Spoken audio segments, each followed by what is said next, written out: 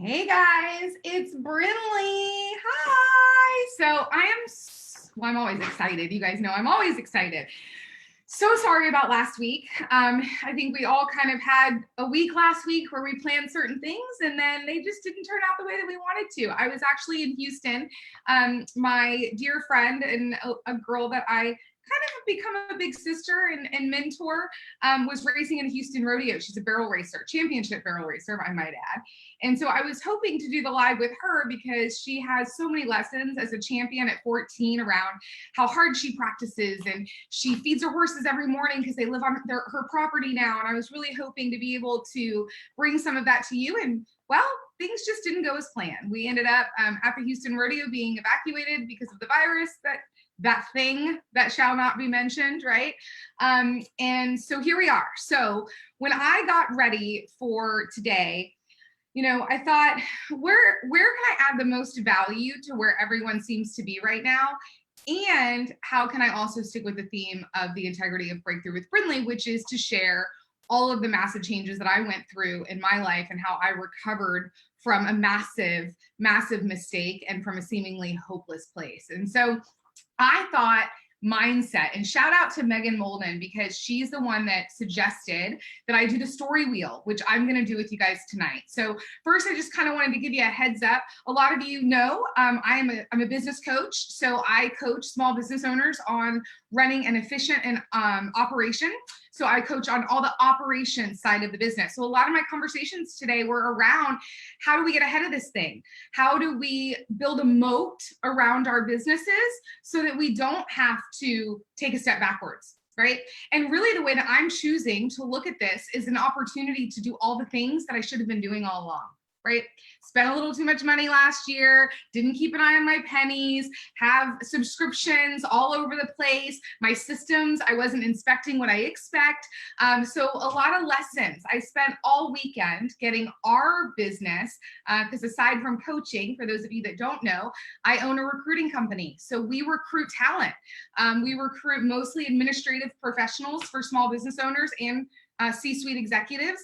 And then we also train them. So we have a lot going on right now. We have a lot of the same instability and same unpredictability that you do in your businesses. So what I want to talk about is mindset, because I discovered something this week and this weekend is that self-isolating or social distancing, whatever that we want to call it right now, requires us to stay in our homes. And for some of you, that means that I have one client that has 6 kids at home.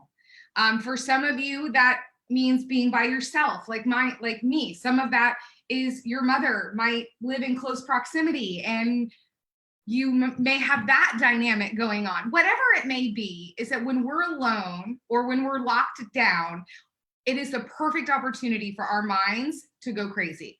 It's perfect. It's a perfect time for negative thoughts and all sorts of things to creep in. And what I found was I would go through these waves this weekend where I'd be really excited about the opportunity and what I could do to help people through this and what I could do to change the business and to streamline. And then I would get this moment where I would feel this really heavy weight on my chest and I would freak out and I would go, oh my gosh, I'm not set up to lose income. I'm not set up for my business to not survive this. And then I would go back, right? Now, there's a couple things that I would do when these things would arise. And what I found was it was the same tools that I used 8 years ago when I was facing a lot of time in prison. I was facing a lot of fines, probably about $50,000 in fines, another $30,000 in credit card debt that I had accumulated, and now I was homeless and jobless.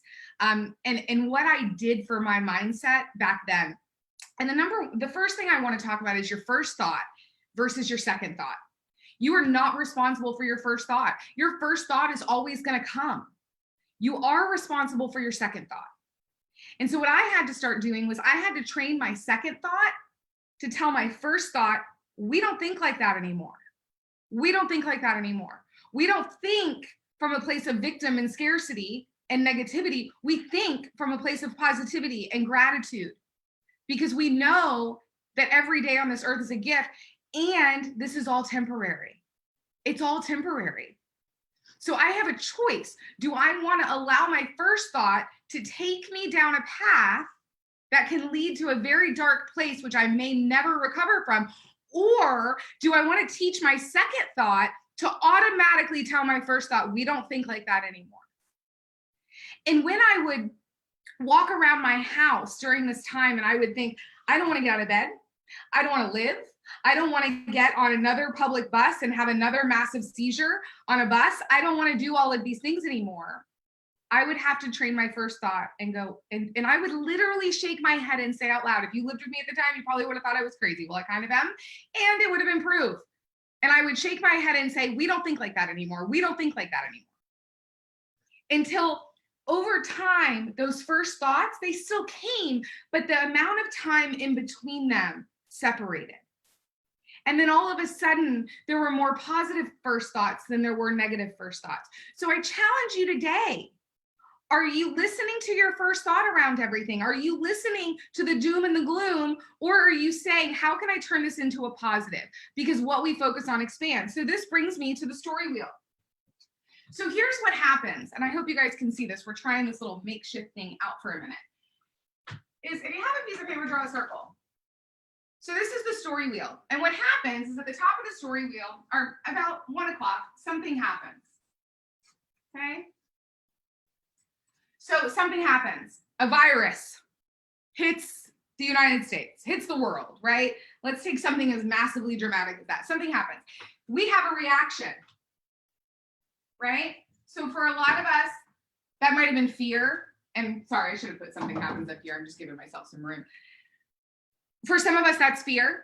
For some of us, it's a choice to go into building a moat around our businesses and our homes, to look at our expenses, to get smart about how we're spending money, to quarantine ourselves if we've been traveling, or if we live with the elderly or we're around the elderly. We had a reaction, whatever that was. Most of us, it was fear, right?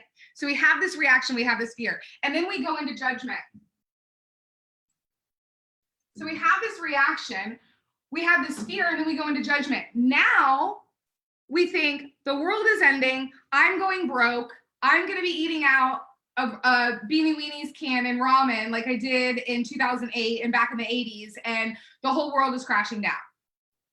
And so we go into judgment around this fear, around this thing that happened.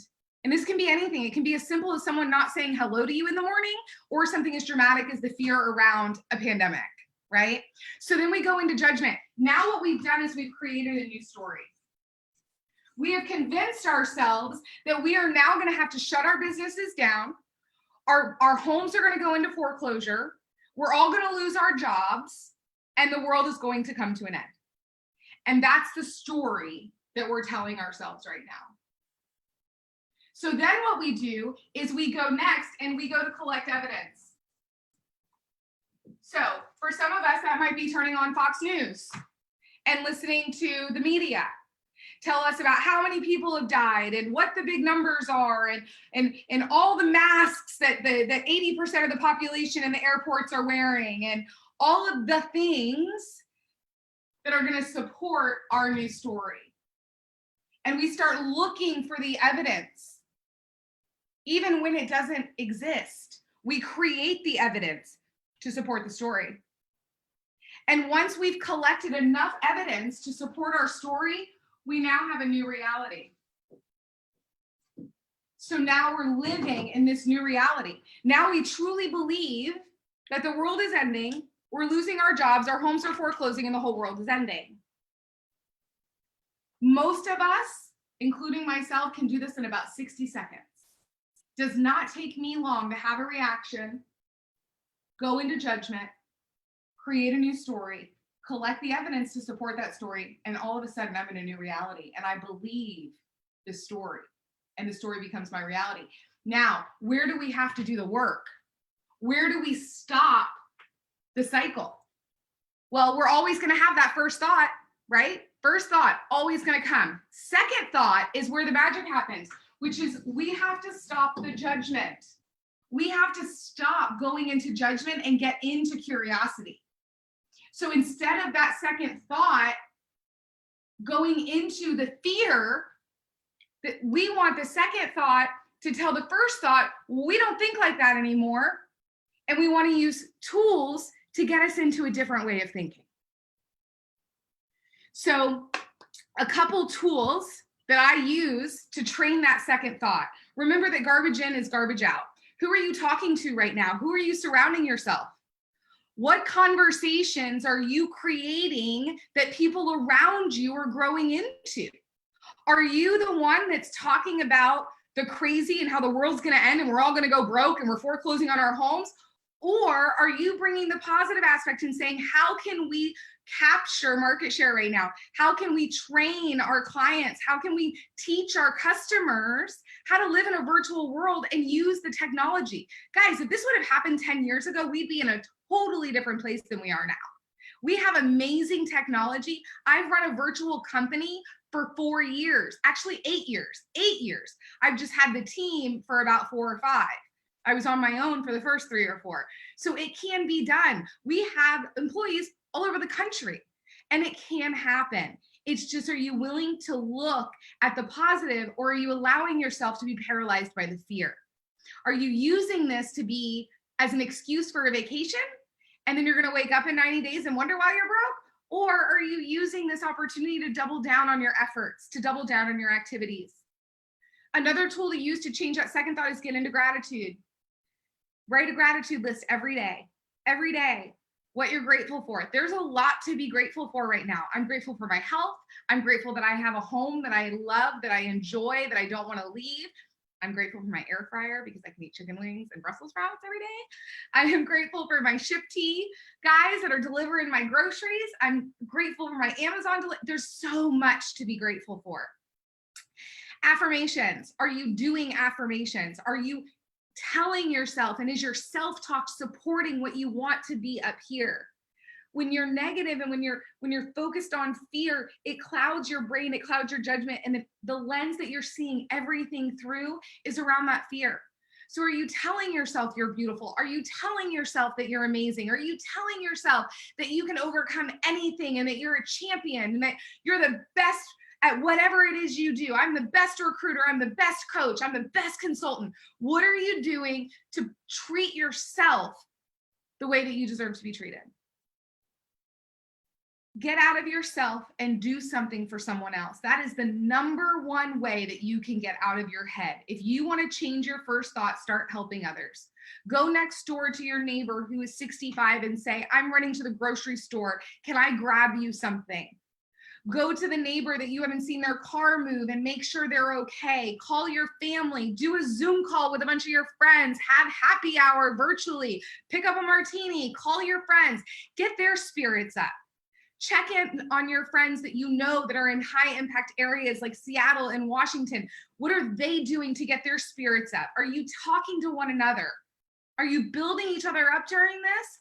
Or are you sitting in fear and focused on the worst?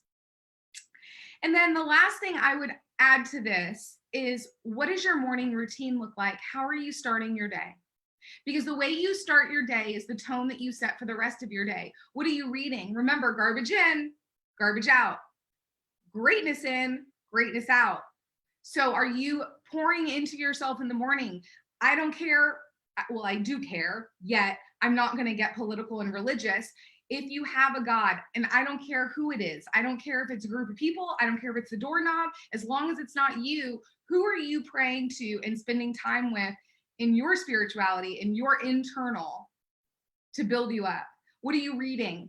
What are you pouring into? Are you skimming Facebook and looking at jokes, or are you reading uplifting things of encouragement and growth? Are you using this time that you have to be home to focus on your own personal growth? Are you doing affirmations? So just ask yourself, everything is a choice. And the only thing that I have control over is me. And I control my story. I control the story that I want to tell. So I'm going to end you with this. How do I reverse the story? Here's how you reverse the story. So let's say you've already created a story and you're already living in the fear, or you're already living in the negativity. Number one, you're going to ask yourself, what do you want the outcome to be? What do you want it to look like when this is all over? For me, I want to have a thriving business that is a tight ship, run efficiently with effective systems, all the expenses trimmed down, not out of fear. I'm not cutting things that are beneficial to my business. I have a coach. I'm not cutting my coach because I know now more than anything, I need a coach. I need someone that's going to keep me out of my head and keep me focused on what matters, doubling down on my efforts to get through this. So that's what I want at the end of this. I want to come out of this stronger. So what do I have to shift in my mindset to make that happen? What do I need to do differently? Because I'm the creator of my own fate. So question 1, what do I want the outcome to be? Question 2, what do I need to change in myself and in my behavior, in my way of thinking to make that happen? What do I need to shift? And then what will I tell myself next time a negative thought comes in? What will I do to change that? What will I put in place? So number 1, what do I want the outcome to be? Number 2, what do I need to shift in my way of thinking or my behavior in order for that to happen? In order for me to have that result? Well, I have to get up every morning. I have to be there for my team. I have to jump back into my business. I have to be ready to go. And then what am I going to tell myself next time I don't want to get out of bed and that heaviness comes on my chest and I go into freak out mode? I'm going to tell myself that I've got this and that I've survived worse and that this is temporary. And then I'm going to call somebody and I'm going to laugh and I'm going to look for some positivity in my life because I'm going to change that first thought. I'm going to tell that second thought to tell that first thought, we don't think like that anymore. So I hope this was helpful. I know it was a little bit longer than we normally go. If you held until the end, thank you. I hope it was worth it. And if you guys need anything at all, I am actually opening up my schedule to do some group consulting around how to structure your virtual business. I had a call today with an attorney, and it really made me realize that there's a lot of small businesses that don't know how to operate virtually. So we're going to be doing a webinar next Tuesday. The marketing will be coming out here shortly. It's a very small price for our time and my team's efforts, but we're going to teach you the systems and models that you need to run a virtual business and how to take market share during this time. So thanks, guys. Have a great week and teach that second thought to tell that first thought, we don't think like that anymore. Bye, guys.